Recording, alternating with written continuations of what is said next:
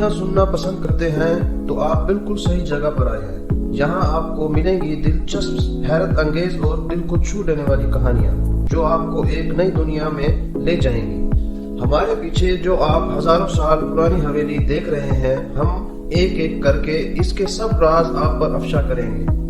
तो दोस्तों आओ करते हैं कहानी शुरू। देर रात का समय था और चांदनी अजीब सी बेचैन लग रही थी। अरहम अपने पुराने हवेली के एक कमरे में अकेला बैठा था। यह हवेली कभी उसके दादा की थी, जो अपने समय में बहुत प्रसिद्ध थे, लेकिन उनके गुजरने के बाद यह जगह सुनसान और डरावनी हो गई थी। हर रात अरहम को ऐसा लगता था जैसे कोई उसे देख रहा हो। एक दिन अरहम को हवेली के एक छुपे हुए दरवाजे का पता चला।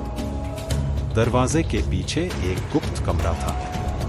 अंदर एक पुराना शीशा रखा हुआ था, जिसके चारों ओर अजीब नक्काशी थी। जैसे ही अरहम ने शीशे को छुआ, अचानक एक तेज रोशनी कमरे में फैली और एक औरत का चेहरा शीशे में दिखाई दिया। उस औरत के चेहरे पर उदासी और आंखों में आंसू थे। मुझे बचाओ, औरत ने धीमी आवाज में कहा। मैं इस शीशे में कैद हूं। अरहम का दिल जोर जोर से धड़कने लगा, लेकिन उसने साहस जुटाया और पूछा, तुम कौन हो और यह सब कैसे हुआ?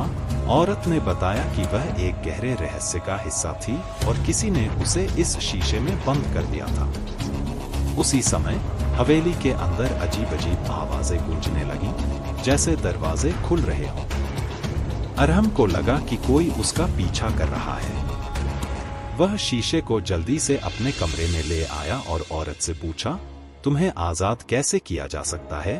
औरत ने कहा, हवेली के तहखाने में एक किताब छुपी हुई है। उसमें मुझे आजाद करने का तरीका लिखा है, लेकिन सावधान रहना, वहां अंधेरा और खतरा है। अरहम ने हिम्मत जुटाई और तहखाने में उतरने लगा।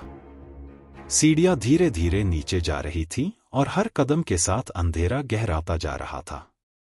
तहखाने में उसे एक अजीब परछाई दिखाई दी। वह परछाई उसकी ओर बढ़ने लगी, लेकिन अरहम ने खुद को संभाला और किताब ढूंढने में लग गया।